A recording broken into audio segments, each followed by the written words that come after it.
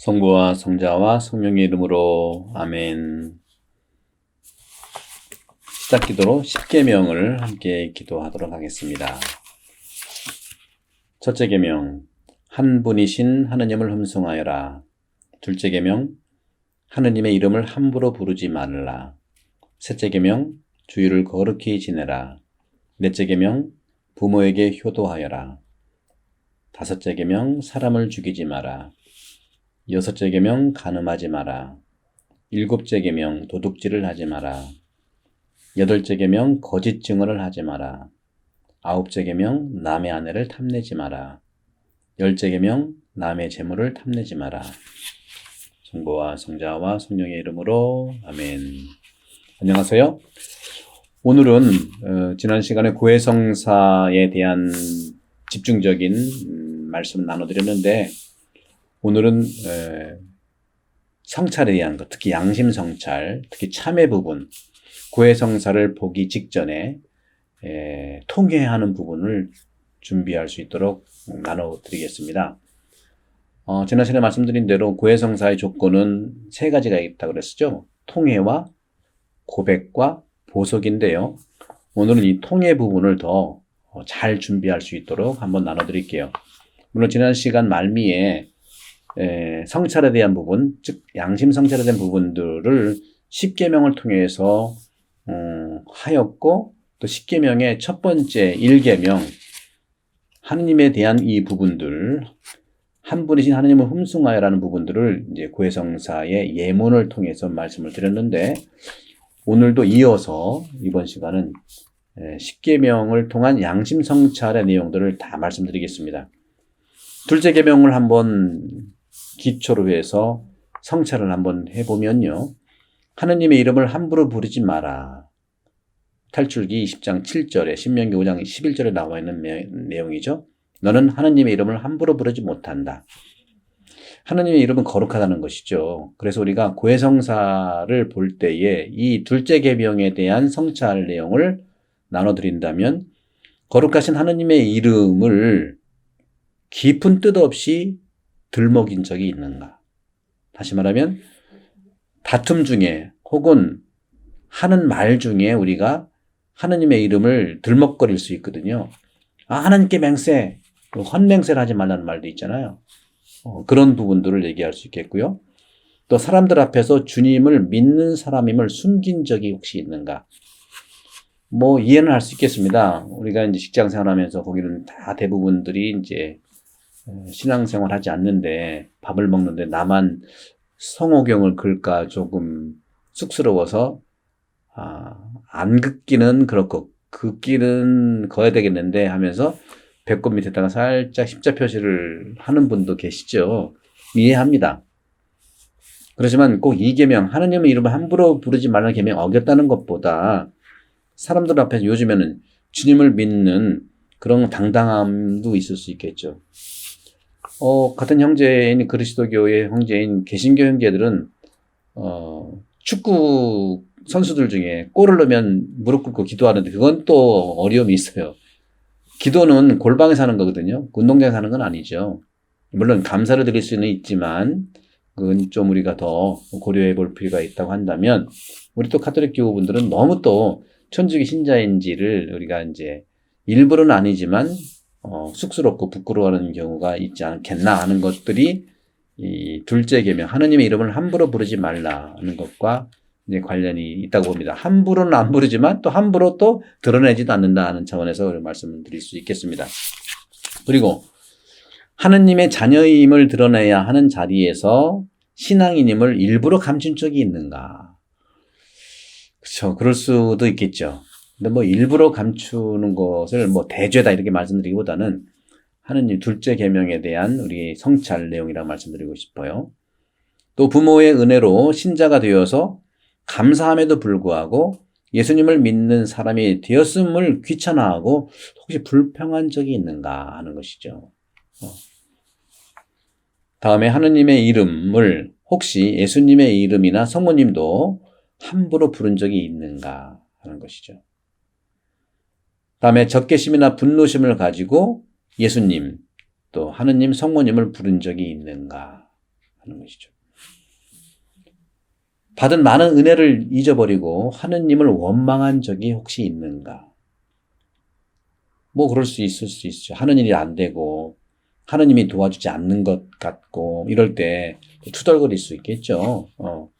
그러나 근본적으로 이것이 이계명과 관련된 성찰의 내용이라는 것이죠. 하느님을 믿고 그분을 의지하고 산다면 우리가 기쁠 수 있죠. 기쁘면 얼굴에 표시도 나죠. 얼굴에 표시 난다면 일이 잘못되지는 않을 수 있지 않겠는가 하는 생각을 해봅니다. 하느님께 심한 말을 한 적이 있는가?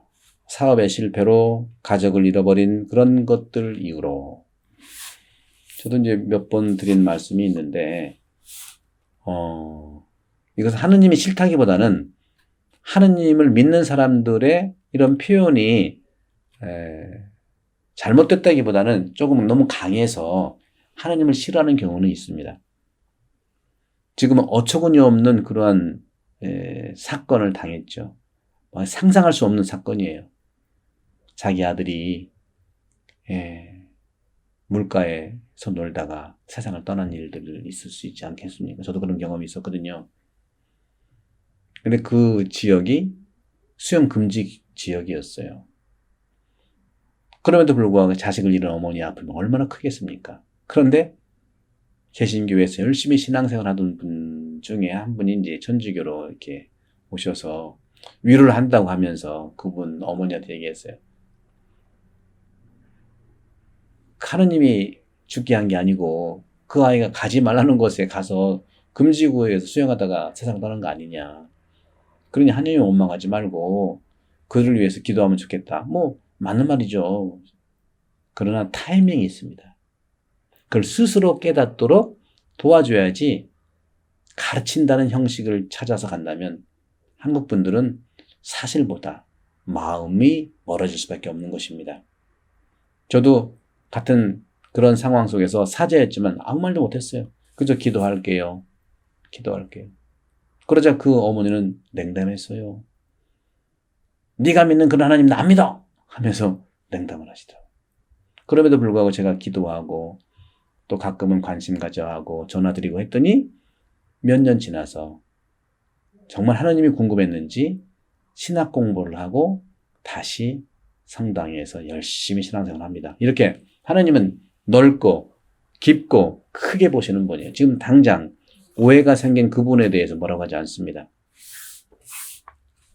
양심성찰, 고해성사를 통한 이 고해성사의 이 성찰 내용은 우리를 단죄하려는 것이 아니라 보다도 하느님의 마음을 알아차리도록 보살펴주는 아버지의 사랑의 마음이라고 생각할 수 있겠습니다.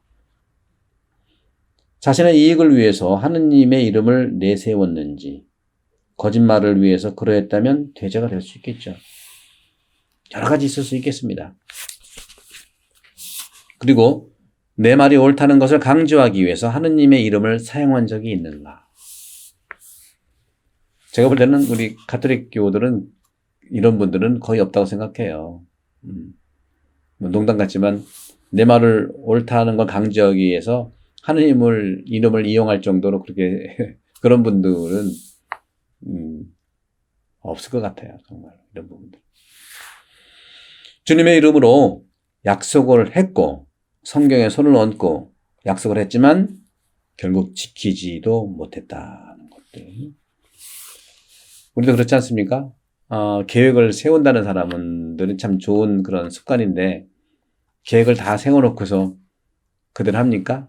오늘은 쉬었다가 내일부터 항상 나오잖아요. 내일 가면은 그 계획된 것을 실행하기 어려우니까 또 계획을 또 세워놓고 그럼 또 내일부터 오늘은 없는 거죠. 이렇게 우리는 어떤 의미에서 계획은 좋은 것이지만 실행에 어려움을 가지고 있다. 하느님의 이름으로 예수님의 이름으로 맹세를 했다는 것, 거짓 맹세, 헛맹세를 하지 말라는 것도 이 계명과 관련이 있다는 말씀을 드립니다. 또 천주교 신자로서 음식을 먹을 때, 기도할 때 사람들 앞에서 십자성어 긋기를 부끄러워해야지는 않았는지. 큰 대죄는 아니지만 정말 이 계명에 대한 양심 성찰을 우리가 해볼 수가 있겠습니다. 십자성어를 그으면서 제가 정직하다는 것을 은근히 보이려고 하지는 않았는지, 하지만 실은 위선적인 행동을 하면서 말입니다. 주님께 가까이 가려고 노력하는 사람을 꼬집어서 대인관계와 가정생활과 자녀 교육 등의 약점을 두고 마음의 상처를 주지는 않았는지, 이런 부분들이 우리가 지금까지 봤던 둘째 계명, 하나님의 이름을 함부로 부르지 말라는 고해성사에서의 성찰 부분을 이제 말씀드릴 수 있었겠습니다. 그다음에 셋째 계명, 주의를 거룩히 지내라 에서 탈출기 20장 8절에서 10절, 안식일을 기억하여 거룩하게 지켜라. 엿새 동안 힘써 내 모든 생업에 종사하고 이랜 날은 너희의 주 하나님 앞에서 쉬어라. 그날 너는 어떤 생업에도 종사하지 못한다. 또 마르코복음 2장 27절에서 28절을 보게 되면 안식일이 사람을 위하여 있는 것이지 사람이 안식일을 위하여 있는 것이 아니다. 따라서 사람의 아들은 또한 안식일의 주인이다. 탈출기 31장 15절, 이랜 날은 주님을 섬기는 거룩한 날이니 철저하게 쉬어야 한다. 이 안식일이라고 하는 것은 신학적으로 두 가지 의미 있어요. 쉼과 그리고 새로운 창조를 위해서라는 것이죠. 하느님도 6일 동안 창조하시 하루 쉬었잖아요. 그냥 쉰 게 아니라 쉰 것 자체도 창조의 완성인 것이죠. 첫째 날부터 6일까지의 창조를 연속한 다음에 하루를 쉬면서 창조를 완성하고 또 그 창조한 그 가치를 살아갈 수 있는 힘을 얻으라는 것이기 때문에 창조적 힘을 위한 안식, 쉼, 그저 아무것도 안 하는 것이 아닙니다. 그런 점에서 주님의 날이기도 하고요. 주님의 날은 바로 안식일의 완성이고 바로 주일의 성찬례, 주일 미사를 복원하는 것이 굉장히 중요합니다. 그래서 여러분들이 세례를 받기 위해서 지금 오랜 동안 이 교리 과정을 겪는데, 교리 과정을 우리가 살아가는데 그 근본적인 거라고 할 수 있다면 주일 미사를 참석하기 위한 거라고 해도 과언이 아닙니다. 교리를 받는 것의 목적은 세례를 받는 것이지만 또 세례의 목적은 구원을 이루는 것인데 그 구원을 이루는 목적, 세례받는 목적, 교리받는 목적, 교리받는 목적은 세례받는 목적은 구원. 근데 거기에 목표들이 있어요. 교리받는 목표는 세례라고 했는데 목표는 교리 내용을 알아야 되는 거고, 또 세례의 목적은 구원이지만 세례의 목표는 주일을 참석하는 겁니다. 주일을 빠지면 안 되는 것이죠. 그래서 좀 과장되게 얘기한다면 세례받는 이유는, 교리받는 이유는 주일 미사를 꼭 참석하기 위해서다라는 말씀 드리고 싶어요. 교리를 아무리 많이 안다 하더라도 주일을 참석하지 않으면 모르는 것이지 않겠는가. 구원을 원하지만 주일 미사를 빠지면 구원을 원하지 않는 것이지 않겠는가 하는 그런 성찰을 해볼 수 있겠습니다. 그래서 이 셋째 계명, 주일을 거룩히 지내라고 하는 것을 토대로 이 성찰을 해본다면 특별한 사정 없이 주일 미사에 참여하지 못했을 때, 주일을 지키지 않았을 때를 얘기합니다. 주일 미사에 여러 번 참여하지 못한 것들이죠. 여러 가지 소풍이나 유흥이나 그 밖에 모임이나 이러저러한 일들, 이유도. 교회가 의무추기를 정한 이런 미사에 참석하지 못한 것도 주일뿐만 아니라 의무추기일. 한국 같은 경우는 4대 축일이 있죠. 성모 모친, 하느님의 어머니 대축일이죠. 1월 1일. 그 다음에 부활 대축일, 성모 승천 대축일, 그 다음에 성탄 대축일. 이렇게 했습니다. 또 호주 교회에서는요, 1월 1일 하느님의 어머니 대축일은 의무축일은 아니더라고요. 그런 점에서 우리가 또 생각해 볼 수 있겠습니다. 다음에 주일날 생업에 종사하느라 주일을 지키지 못한다 하는 것은 언제 말씀드렸지만, 주일을 안 지키는 것은 안 지키는 거지만 고해성사를 볼 수 있는 것을 면해드립니다. 이것은 한국 주교회에서 이미 몇 년 전에 결정한 내용이고요.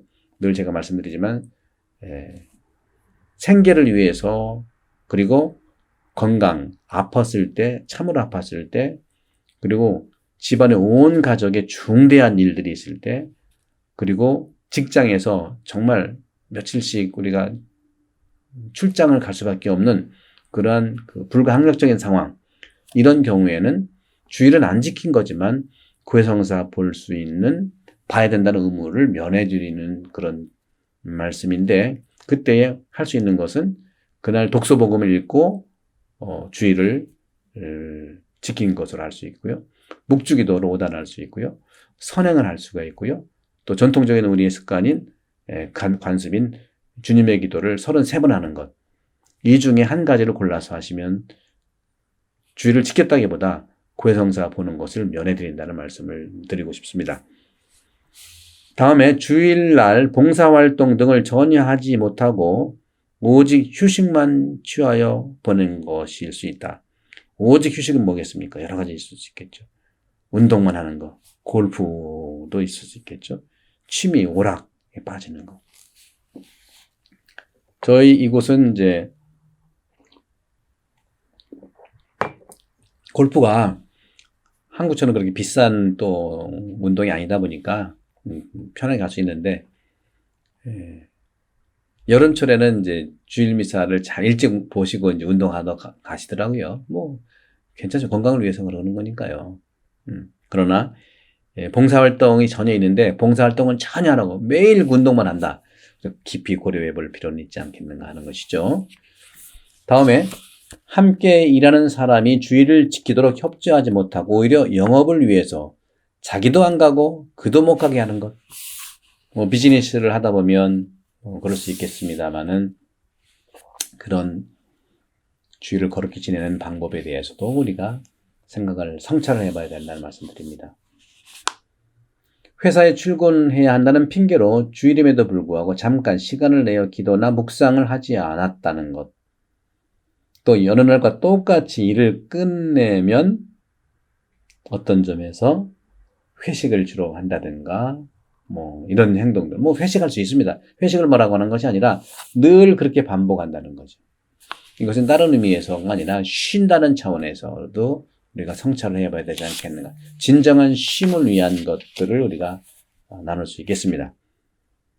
주일날 회사에서 갖는 집단 모임에 참석하느라 미사에 참석하지 못했다. 물론 중대한 생계를 위한 회사 참여는 당연히 면제되는 것이죠. 고해성사가. 그것이 아닌데도 불구하고 이제 모임을 자주 간다는 것은 깊이 성찰할 부분이라고 말씀드릴 수 있겠죠. 이렇게 이제 셋째 계명에 대한 주일을 거룩히 지내를 한번 생각해 봤고, 넷째 계명 부모에게 효도하여라 하는 이 계명에 대한 양심 성찰, 또 성찰을 해보면 부모에게 효도를 해야 되는데, 탈출기 20장 12절에 너는 부모를 공경하여라. 그래서 너는 나의 주 하나님께서 주신 땅에서 오래 살 것이다. 에페소서 6장 1절도 역시 마찬가지고요. 또 6장 2절도 마찬가지고요. 바로 이것은 하나님의 계획에 따른 가정 생활을 하는 것이 중요하고, 또 그리스도인의 가정에 대한 부분들을 우리가 생각하면서 부모에게 효도하는 그런 관점에서 가정교회가 된다는 차원을 얘기할 수 있겠습니다. 또 가정 구성원들의 의무들이 있겠죠. 자녀의 의무, 또 부모의 의무, 여러 가지, 또 가정과 하느님의 나라, 또 시민사회의 권위들, 공권력의 의무들, 국민의 의무들, 여러 가지, 정치공동체와 교회, 여러 가지가 있겠습니다만은, 여기서는 이제 짤막하게 고해성사를 본다는 차원에서만 말씀을 드리면, 회사의 일이나 대인관계를 중요시하면서도 가족들에게 신경을 쓰지 못할 경우에, 이해는 해요. 너무 힘들죠. 비즈니스 해야 되죠. 또 회사의 이런 사회적 관계가 너무 피곤하기 때문에 어려운 점은 익히 이제 이해는 합니다.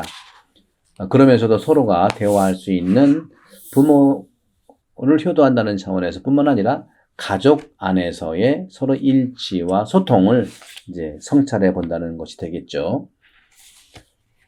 아내를 또는 남편을 함부로 대하고 화를 내거나 고함을 지르거나 구타 등으로 인격을 무시한 적이 있는가? 이것도 역시 부모에게 효도하는 넷째 계명과 관련이 됩니다. 가족들과 함께 기도할 수 있음에도 기도를 안 했다는 그런 부분도 성찰해 볼 필요가 있겠고요.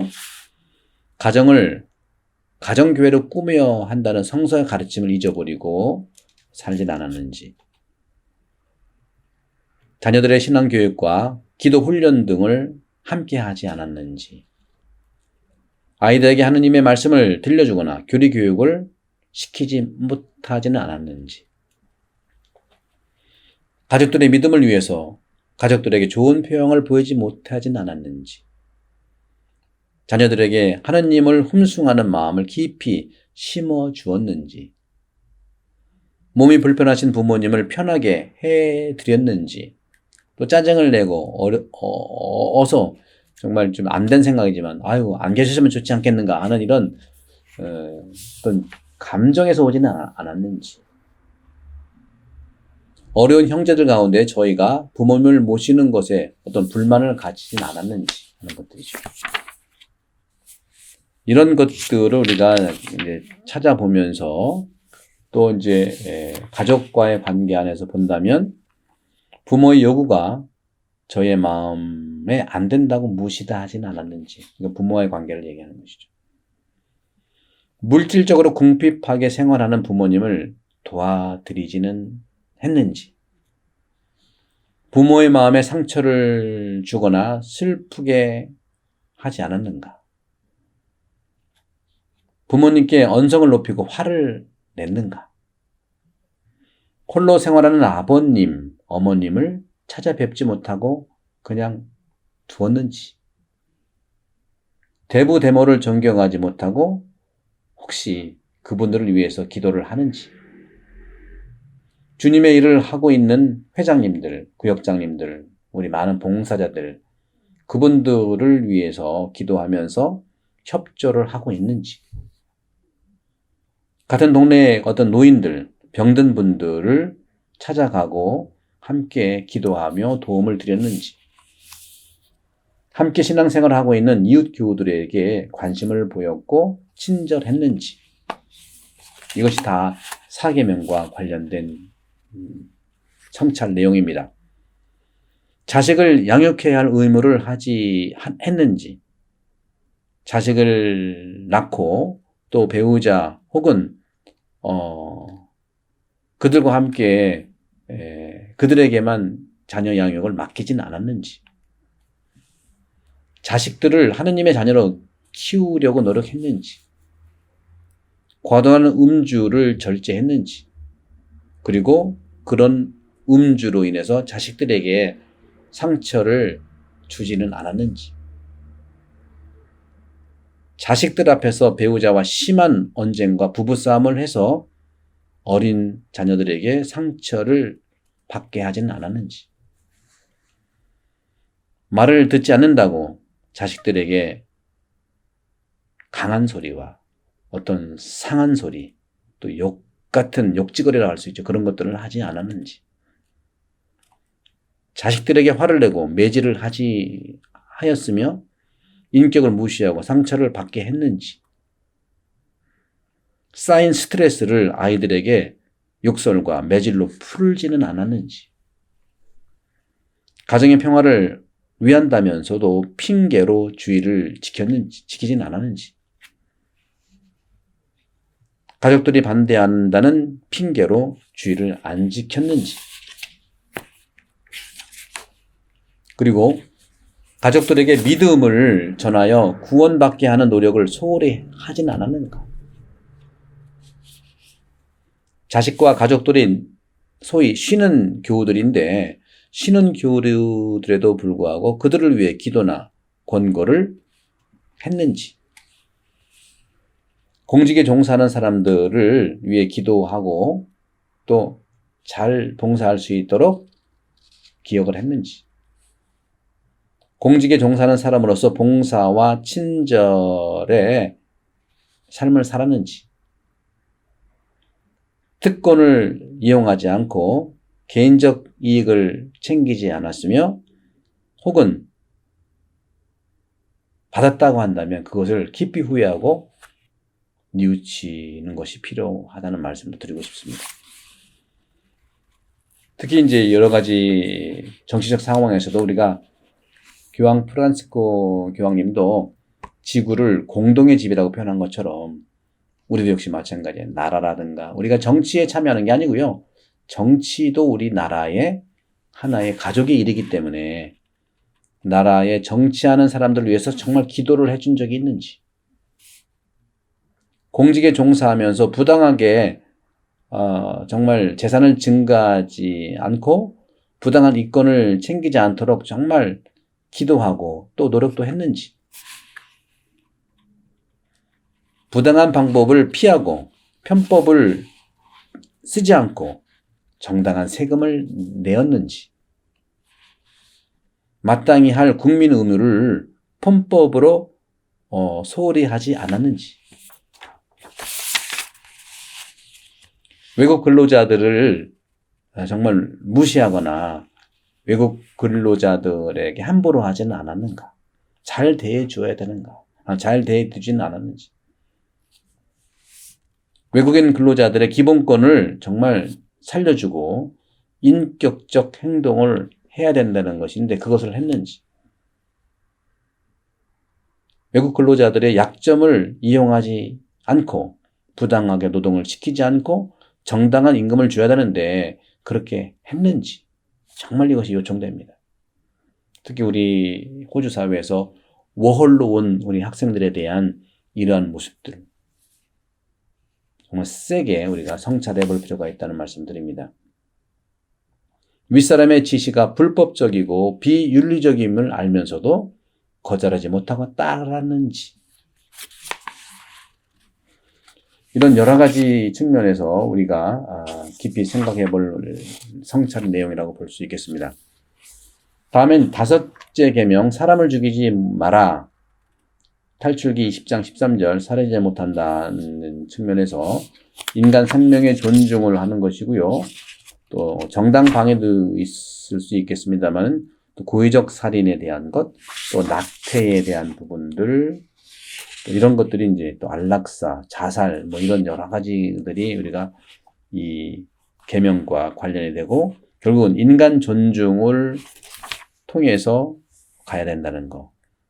육체의 어떤 그 완전성에 대한 존중, 죽은 자들에 대한 존경, 평화의 보호, 뭐 이런 부분들, 전쟁을 하지 않는 것, 뭐 이런 거죠.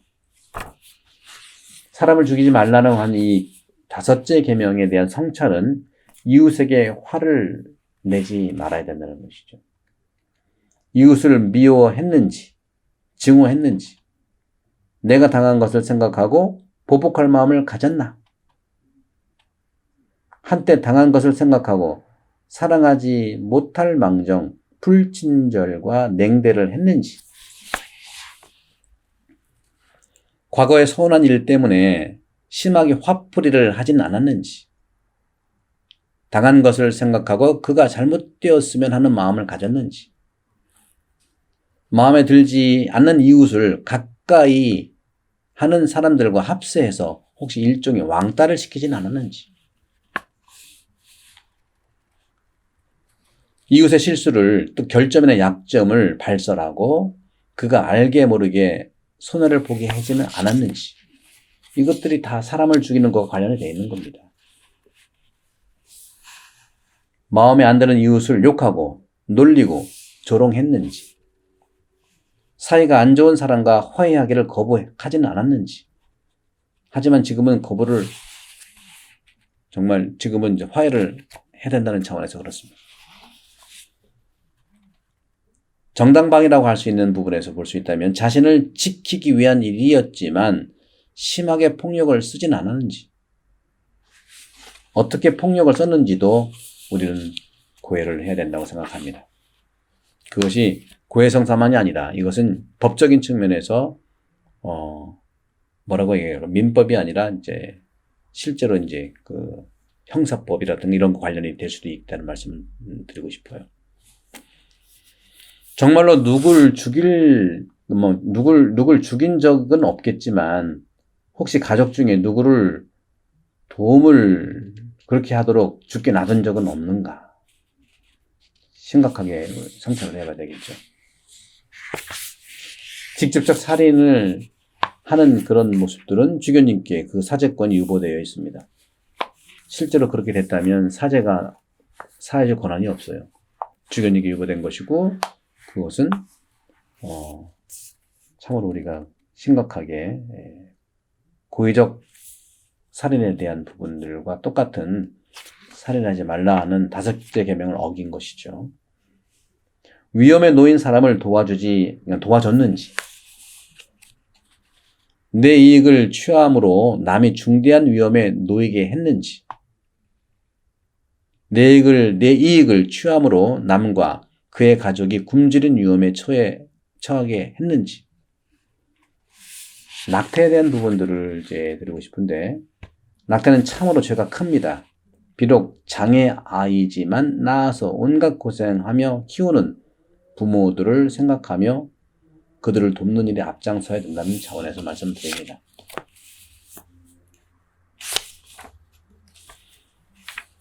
다음에 혹시 낙태를 권유하기라도 했는지, 낙태를 도와주지 않았는지, 가톨릭 신자로서 산부인과를 하는 의사분들 중에 정말 이 일을 하기가 정말 괴로워서 그만둔 분들이 있는 것을 저도 경험한 적이 있어요. 그리고 뱃속에 자식을 유산시키려고 시도한 적이 있는지, 정말로 병든 가족을 죽게 버려둔 적이 있는가, 죽을 것이라고 지레짐작하고 가족이 치료받도록 도와주지 않았는지, 하지만 솔직히 치료를 받았더라면 더 살아갈 가능성이 있었는데도 불구하고 말입니다. 자살을 시도한 적이 있는지, 남이 자살한 것을 방치한 적이 있는지, 어렵게 사는 가족을 왜 죽지 않냐고 구박한 적이 있는지,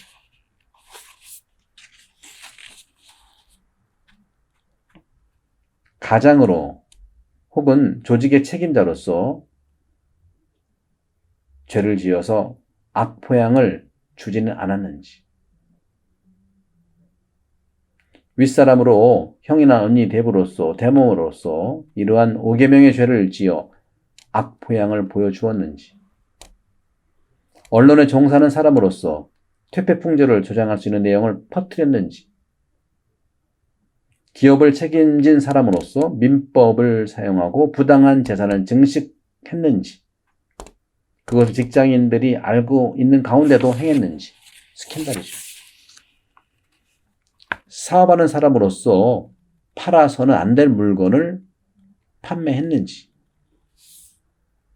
가족이 끊임없이 걱정하고 염려하는데도 과음, 추태를 부리고 건강을 해치고 모두를 불안케 하시는 않았는지,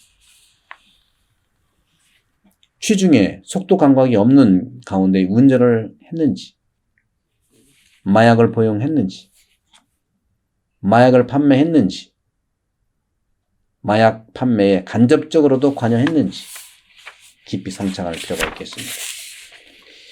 저는 이제 이곳에 와서도 느끼는 건데, 소위 이제 클럽이라는 데 가보면요, 여기는 클럽 문화가 많으니까 저기 뿅뿅이라고 하죠. 뿅뿅이 막 누르고 하는 슬롯머신이라고 하지 않습니까? 많은 분들이 중독에 걸려 있어요. 많은 분 중독. 이런 문제를 우리가 교회가 어떻게 대처해야 될까 하는 것도 우리가 이 계명을, 살인하지 말라 하는 이 계명, 한 가족을 완전히 파탄에 이르게 하거든요. 심각하게 우리가 성찰해 볼 필요가 있고 그 방법을 찾아내야 되지 않겠는가 하는 것입니다. 폭력을 사용했는지, 납치나 인질 행위를 했는지, 혹시 그런 자리가 있을 때 고문 같은 행위를 한 적이 있는지, 테러를 하거나 그 사람을 직간접으로 도운 적이 있는지, 누구에게 분노와 증오심을 품었는지, 복수심을 품은 적이 있는지, 복수를 한 적이 있는지, 감정이 있는 이웃이 잘못되기를 바랐는지, 이간질을 하며 싸우게 했는지, 싸움을 부추겼는지, 평화롭게 사는 사람을 불편해했는지, 누구를 무시하고 업신 여긴 적이 있는지, 다투는 이웃을 말리지 않고 부채질을 했는지, 전투 중에 포로 인간을 죽인 적이 있는지, 산관의 명령에 따라서 했겠지만 또 말이죠. 부상병들을 돌보지 않아 죽게 두었는지, 이런 모든 것들이 이렇게 우리가 살펴볼 수 있는 이 5계명과 관련이 있다고 말씀을 드리고 싶어요. 다음 6계명, 간음하지 마라. 탈출기 20장 14절이죠. 아내나 여성을 비하시키고 힘들게 한 일이 있는지. 요즘은 이건 뭐 6계명보다도 실정법에 저촉이 될 수 있어요. 여성을 음란한 눈으로 보았는지, 남녀의 평등을 깨닫지 못하고 아내에게 굴욕적 불평등을 강요했는지, 다른 여자와 간음했으면서도 아내에게 용서를 구할 줄 몰랐는지,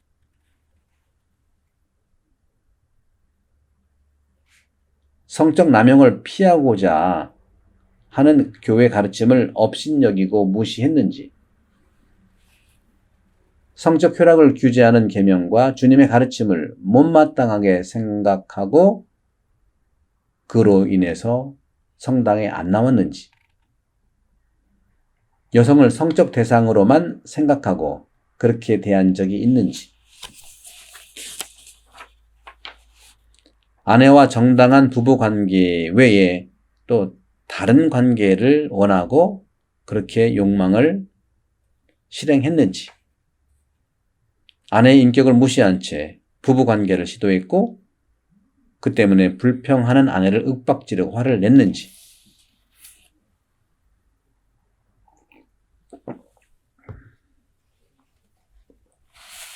성적이고 저속한 농담이나 말을 자주 하고 스스로 주님이 계시는 마음과 입을 더럽혔는지,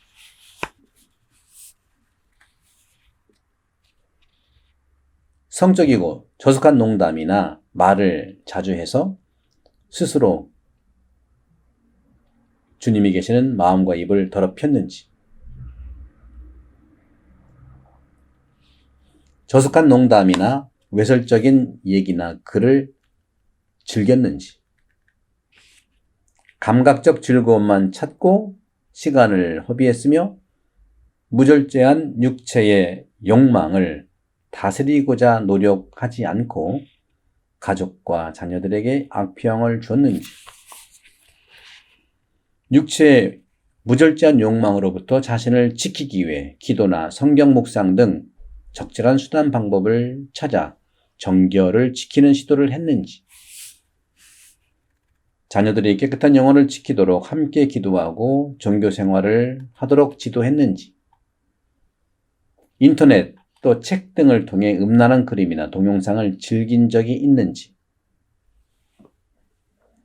친구들과 음란한 영화나 동영상을 함께 관람하고 저속한 말과 행동을 즐겼는지, 믿지 않는 친구들과 어울려 음란한 행동을 즐기며 신자로서 악표향을 주었나, 자녀들에게 정결의 가치를 일깨워 줄 줄 모르는 엄마로서 아이들을 키웠는지, 예수님의 제자로서 순결한 그분을 본받고자 노력하지 않고 살았는지, 정결이 무엇인지 모르고 알려고도 하지 않고 깨달으려고 노력하지도 않았으며 그래서 하나님께 도무지 기쁨을 드리지 못한 생활을 했는지, 하나님께서 정결한 삶을 통해 사람을 당신 곁으로 부르심을 깨닫지 못하고 몸의 건강과 육체가 주는 쾌락의 가치를 최고로 알았는지, 그렇게 살았는지, 세례를 받았으나 정배이신 그리스도를 본받고자 노력을 했는지, 부부간의 정결을 해치는 도색이나 포르노를 가정에서 배우자와 함께 봤는지, 혼자 사는 여자로서 외간 남자들과 술자리의 유흥을 즐겨 유혹의 기회를 했는지, 남자친구들과 밤늦게까지 어울려 함께 가지 말아야 할 장소를 갔는지, 정결이 무엇인지 모르고 알려고 하지 않았고 깨달으려고 노력도 하지 않았으며 그래서 하나님께 도무지 기쁨을 드리지 못한 생활을 해왔는지, 이런 여러 가지 것들도 육계명과 관계가 있습니다. 그리고 여러 가지 이런 부분들이 있는데요. 오늘날에는 어떤 성개방이라고 할까, 또 결혼도 혼인과 맞물려서 가정을 이루는 것이 굉장히 어려움을 줍니다. 그래서 저는 우리 본당에서 남녀 짝피정을 시작을 했습니다만 지금 코로나 바이러스로 세 번째 3회 해야 되는 중단한 상태인데요. 이런 여러 가지 내용들을 함께 알아보면서 성찰할 수 있는 기회를 드리도록 하겠습니다. 자, 이 부분은 굉장히 또 앞으로도 이 부분을 또 해결나가기 위해서 짝피정이라든가 다른 기회에 또 말씀드리도록 하고요. 7째 계명을 한번 나가도록 하겠습니다. 7째 계명은 도둑질을 하지 말아야 합니다. 남이 재산을 많이 가지고 있는 것에 불평하고 배아파했는지, 자신이 없는 사람들의 입장을 이해 못하고 게으름과 능력 없음으로 편견을 보진 않았는지, 돈을 쓰는 데 있어서 주변에 없는 사람의 입장을 헤아리지 못하고 썼는지, 얼마나 행동이 없는 사람을 울린 적이 있는지. 그러니까 말이나 행동을 안 한 사람들한테 우리가 함부로 하는 부분들도 없잖아요. 있죠. 내 재산, 내 것이라는 고정관념으로만 행동하진 않았는지, 남의 재물을 편법으로 써서 차지한 적은 없는지, 죄사함 받으려면 돌려줘야 됩니다. 남의 것을 훔친 적이 있는지 돌려줘야 용서를 받을 수 있습니다. 빌린 돈은 갚지 않았지만 하지만 나중에 갚았다 하는 그런 성찰도 있을 수 있겠습니다. 습득한 돈을 주인에게 돌려주지 않고 가졌는지, 죄사함 받기 위해서 주인을 찾고 처음부터 손을 대지 말아야 됩니다. 물건을 팔면서 속였는지, 품삯을 지불하지 않았는지, 남에게 진 부채나 보증을 갚지 않고 고해성사를 볼 수는 없는데 고의로 갚지 않으면 고백을 해도 죄사함을 받지 못한다는 것이죠. 돈을 내고 써야 할 것을 몰래 그냥 사용했는지, 남의 물건, 대중교통, 대중시설의 무단 이용, 음반, 컴퓨터 프로그램의 무단 복제 등을 얘기합니다. 도둑질에 가담했는지, 훔쳐온 물건인 줄 알면서도 구입을 했는지, 도박, 노름을 했는지, 불법 체류자의 약점을 이용하여 헐값으로 그들을 부렸는지, 남의 땅에서 가치가 나가는 자연물을 몰래 채취했는지, 남의 땅에다가 몰래 폐기물을 버리거나 묻었는지, 여러 가지 또 동물들의 학대 이런 것도 있습니다만은 불우한 사람들을 위해서 돈을 쓰지 않고 애완용 가축을 위해서만 많은 돈을 썼는지, 이웃을 재산 정도나 경제적 가치로만 판단하지는 않았는지, 내 힘으로 벌어먹을 생각을 않고 여러 번 가족이나 친척에게 피해를 끼쳤는지, 일할 수 있음에도 일 안 하고 먹고 살 생각은 한 적이 있는지, 일하는 것을 귀찮아하고 일 안 하고 먹고 사는 사람들을 부러워하지 않았는지,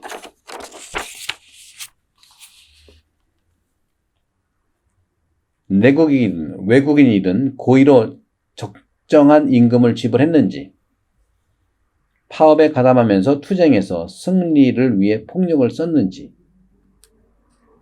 노동 조건과 관계없는 상대의 사생활 그리고 약점들을 이용했는지, 너희는 너희가 여기 있는 사람들 중에서 가장 비천한 자 하나에게 해준 것이 바로 내게 해준 것이라는 말씀을 실천했는지.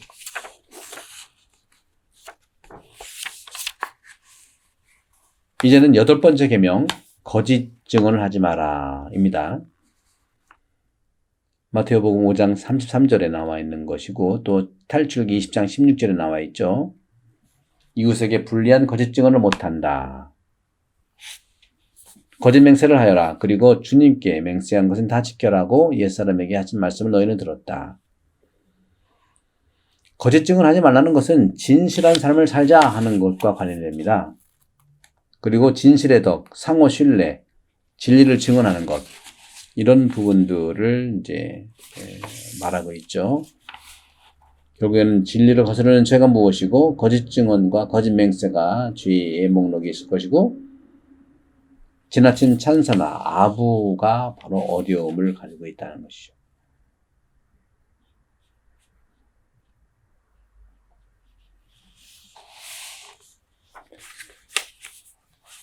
이런 점에서 우리가 볼 수 있는 8번째 거짓 증언을 하지 말아에서 자신의 약점을 갖추기 위해 대인관계에서 자주 거짓말을 했는지, 자신을 돋보기 위해 재산, 학력, 경력, 지위, 연출 등을 많이 가지고 있는 것처럼 행동했는지,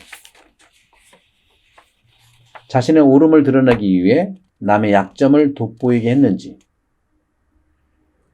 앞에서는 친구가 되고 뒤에서는 그의 부끄러운 비밀을 흘렸는지, 앞에서 충고를 안 하고 뒤에서 흉을 보았는지 상당히 중요한 이 계명입니다. 이웃에게 마땅히 알려주어 도움을 주지 않고 침묵을 지켜 해를 당하도록 내버려 두었는지, 진심을 말해야 할 자리에서 두려움 등의 이유로 모른다고 잡아떼지는 않았는지, 주님을 증언해야 할 자리에서 주님을 모르는 사람처럼 행동을 침묵으로 지켰는지, 자신의 죄로 인해 주님께 욕이 됨을 알고 주님을 떠난 사람처럼 말을 했는지, 자신의 죄악으로 주님을 떠났음에도 그 책임을 교회의 사람, 성직자, 수도자, 신자들의 이 교회 사람들의 선하지 못함에 돌린 적은 없는지, 사람들과 공모하여 남을 속이고 기만한 적이 있는가? 많은 사람들이 보고 듣고 있는 가운데 거짓말을 하였는가? 타인이 하는 말을 충분히 근거도 없이 받아들여 어떤 사람을 판단했는지, 남의 일을 충분한 근거도 없이 나쁘게 하고 듣는 사람이 그를 썩 색안경을 쓰고 바라보게 했는지, 남의 결점이나 과실을 제3자에 놓고 얘기해서 그 명예를 더럽혔는지, 남의 말을 가능하면 좋게 받아들이지 못하고 내 유리한 대로 혹은 왜곡해서 받아들인 적이 있는지, 내 신앙의 이익을 위하여 남의 악덕을 칭찬하였다.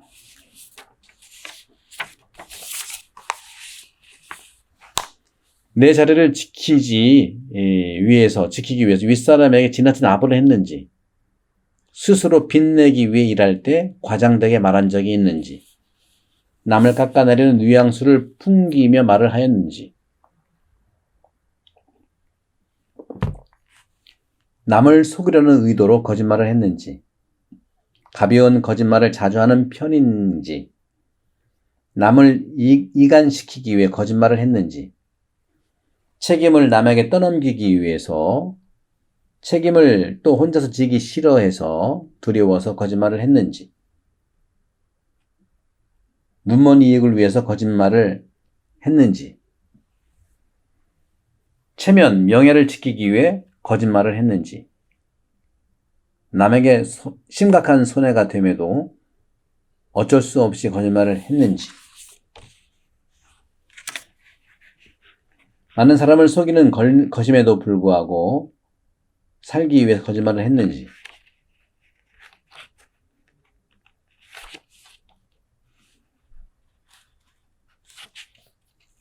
이상과 같이 우리가 많은 경우에 이제 직업상의 비밀, 또 아름다움의 이런 여러 가지 배상의 의무 이것이 있는데 이런 것들은 또 차츰 우리가 성찰하는 도움을 받으면 좋겠고요. 9째 계명 남의 아내를 탐내지 마라는 6계명과 아울러서 우리가 결국에는 사욕 또는 탐욕에 대한 경계입니다. 결국은 마음의 정화를 예수님도 얘기하고 있죠. 마음의 정화. 그런 점에서 우리가 옆에 있는 사람들의 불편을 생각하지 않고 본능적 욕구를 채우고자 했는지, 본능적 욕구 충족을 위해서 돈을 쓰면서도 성령 안에서 삶을 위해서는 인색하진 않았는지, 말라서 육체의 욕정을 채우지는 않았는지, 상대가 모르는 가운데 말로써 그를 추행하진 않았는지, 이거는 아까도 말씀드린 대로 법적인 차원에서도 문제가 되겠습니다. 깨끗한 마음을 가진 사람들, 그들을 비웃고 방해했는지, 정결 또는 올바른 성생활과 관련된 것이죠. 깨끗한 마음을 갖는 것은 하느님이 요구하시는 마음의 깨끗함에 대해 알려고도 하지 않았고 관심도 갖지 않았지는 않았는지, 하느님께서 요구하시는 깨끗한 삶을 받아들일 수 없는 것으로 판단하고 노력도 시도도 하지 않았는지, 탐욕과 욕망과의 싸움을 통해서 우리가 나가야 되는데 꾸준한 노력으로 정덕을 추구해야 함에도 불구하고 시도조차 안 했는지, 하느님이 기뻐하실 삶이 무엇인지 깨닫고자 노력했는지, 마음이 혼탁한 한가함을 피하지 않고 인터넷, 책자 등의 태폐적인 것을 즐겼는지, 유혹에 잘 떨어지는 자신의 약함을 알며 기도 생활에 충실했는지,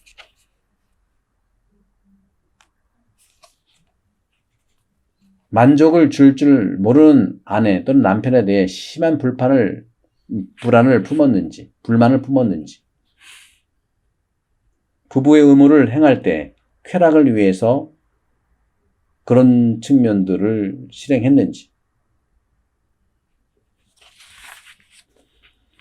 자, 그러면 우리가 이제 끝으로 10계명의 10째 계명, 남의 재물을 탐내지 마라. 신명기 5장 21절, 탈출기 2장 17절의 말씀이고요. 마테오복음 6장 20절의 말씀인데, 이것은 남의 재물을 탐낸다고 하는 것은 탐욕의 무질서를 드러내는 것이죠. 남의 소유물을 탐을 내어 갖고 싶어 한 적은 있는가? 시도한 적도 있는가? 재물의 욕망 때문에 부유한 집에서 태어난 사람을 부러워하고 시기한 적이 있는가? 많은 재산을 갖지 못한 것 때문에 세상과 하느님을 원망한 적이 있는가? 기회가 되면 남에게 갚을 마음 없이 보증을 세워 그의 재산을 탈취하고자 하진 않았는지, 남이 정당한 방법으로 재산을 늘리는 것을 이유 없이 방해한 적이 있는지, 가족이나 이웃의 재산이 많은 것 때문에 심기 불편한 마음을 다스렸는지,